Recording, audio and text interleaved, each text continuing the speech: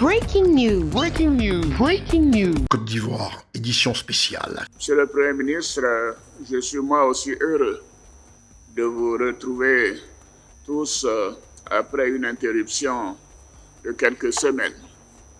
Ce Conseil des ministres se tient près de 2 mois après la disparition de mon aîné, le président Henri Konan Bédié, ancien président de la République qui a marqué la vie politique de notre pays pendant plusieurs décennies. Je voudrais à nouveau saluer sa mémoire et renouveler mes sincères condoléances à ses familles biologiques et politiques ainsi qu'à toute la nation.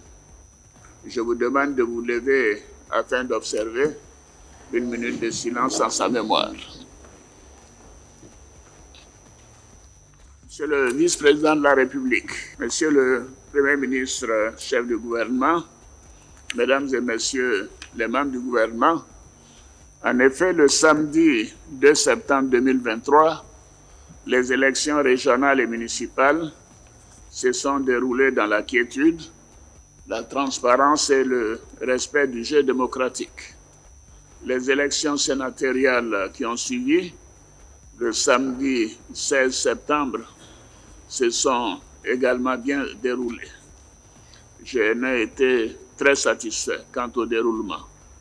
J'adresse mes félicitations au Premier ministre Patrick Achi, à toute l'équipe gouvernementale, ainsi qu'à la commission électorale indépendante pour l'organisation réussie de ces 3 scrutins. La CEI a fait du bon travail, malgré quelques imperfections qui seront corrigées au fil du temps.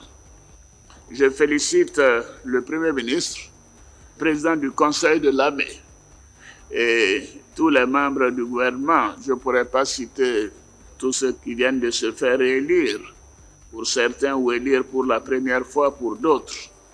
Et bien sûr, j'adresse mes encouragements à ceux qui n'ont pas réussi cette fois-ci. La vie politique est ponctuée de situations donc qui ne sont pas toujours linéaires.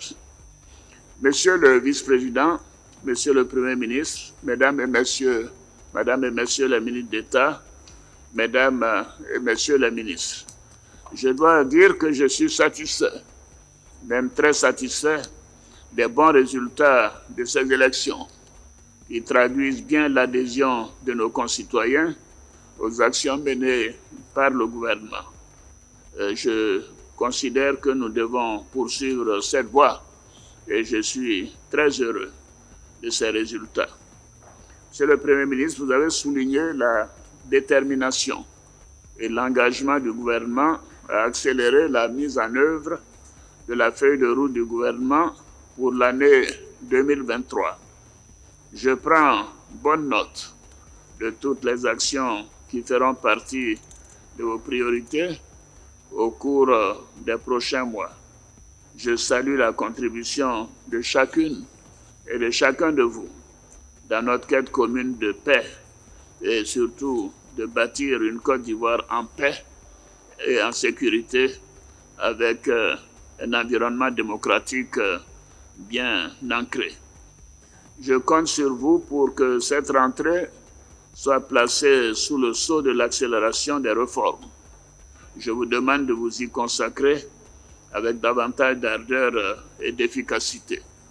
Alors je voudrais dire que normalement, après des élections de ce genre, on procède à un remaniement ministériel. Telle n'est pas ma décision aujourd'hui. Cela se fera dans les prochaines semaines. En attendant, je vous encourage à continuer le travail qui est fait en toute sérénité.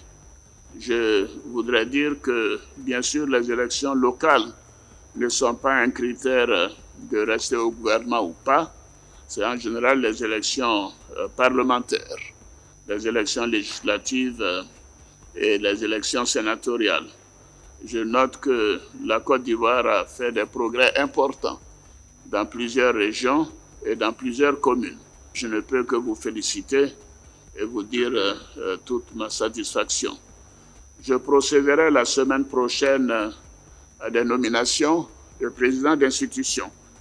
Comme vous le savez, j'ai décidé, avec l'assentiment du présidium du RHDP, de nommer M. Gilbert Koné-Kafana comme haut représentant du chef de l'État avec rang de président d'institution. Bravo, Kafana.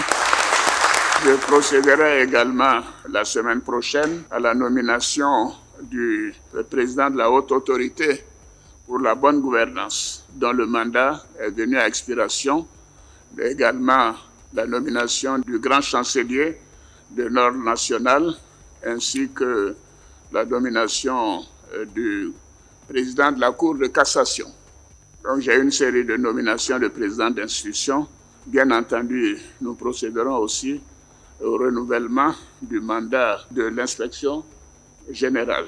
Et c'est après tout cela que le remaniement ministériel pourrait avoir lieu, notamment en raison de la visite prochaine de la directrice générale du Fonds monétaire international, Mme Kristalina Georgieva, et également un certain nombre de contraintes que nous avons la semaine prochaine.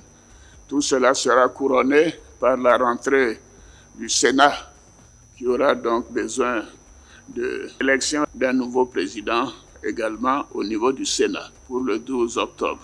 Et bien sûr, les sénateurs pourront faire leur entrée à cette occasion et le nouveau gouvernement sera mis en place quelques jours après la rentrée du Sénat. Voilà, Monsieur le Premier ministre, je voudrais donc renouveler toutes mes félicitations aux membres, à vous-même. Le vice-président et moi-même, nous avons longuement travaillé hier soir à tous les ministres et à tous nos collaborateurs pour l'important travail qui a été fait et dont les résultats nous ont permis de faire une performance inégalée depuis que le multipartisme a été institué dans notre pays. Et moi, j'en suis très fier et je vous demande également d'avoir la même satisfaction pour vos résultats. Je pense que nos concitoyens sont très fiers du travail qui est fait et nous ne pouvons que nous en réjouir. Donc je vous souhaite à tous bonne chance et je vous réitère à nouveau toutes mes félicitations. Je vous remercie. Retrouvez toute l'actualité afro-mondiale en ligne et en multidiffusion sur CNN, C-Web Info et plateformes digitales, Facebook, YouTube, Instagram et en simultané sur Radio Voltage 2.